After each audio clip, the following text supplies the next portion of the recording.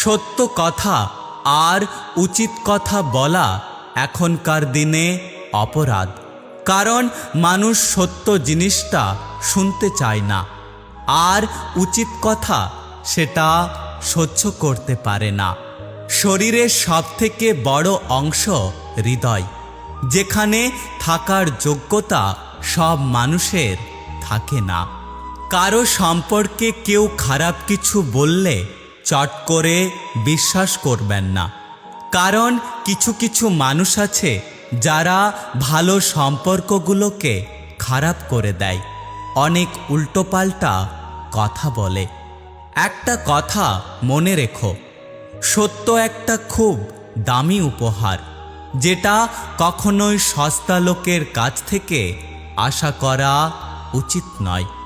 মা শিক্ষিত হোক বা না হোক, কিন্তু মাই হলো পৃথিবীর শ্রেষ্ঠ শিক্ষক।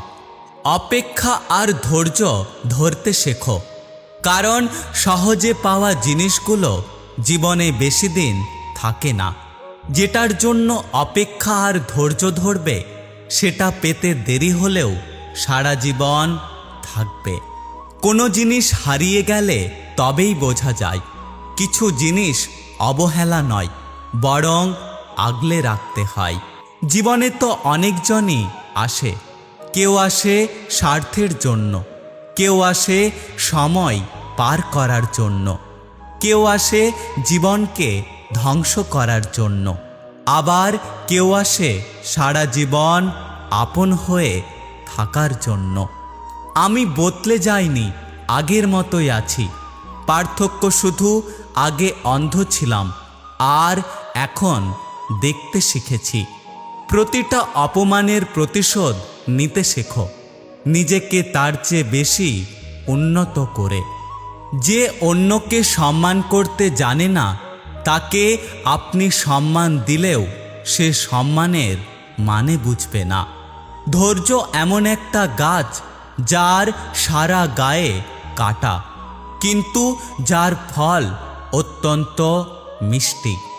হাল ছেড়ে দিও না, মনে রেখো কাজটা যদি সহজ হতো তাহলে সবাই করতে পারত। একটা কথা কি জানো তো, যার বিচার আদালত করতে পারে না, তার বিচার সময় করে দেয়। আর সময় যখন বিচার করে, তখন কোনো সাক্ষী প্রমাণের প্রয়োজন হয় না। কষ্টের ভাষা শুধু চোখের জলই হয় না, কখনো কখনো একটা মিষ্টি হাসির মাঝেও অনেক কষ্ট লুকিয়ে থাকে।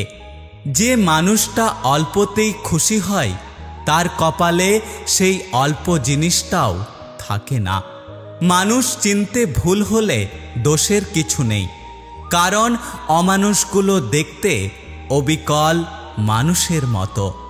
অর্থ থাকলে পুরো দুনিয়া সাক্ষাৎকার নিতে চায়, আর না থাকলে আপনজনেরাও পরিচয় দিতে লজ্জা পায়।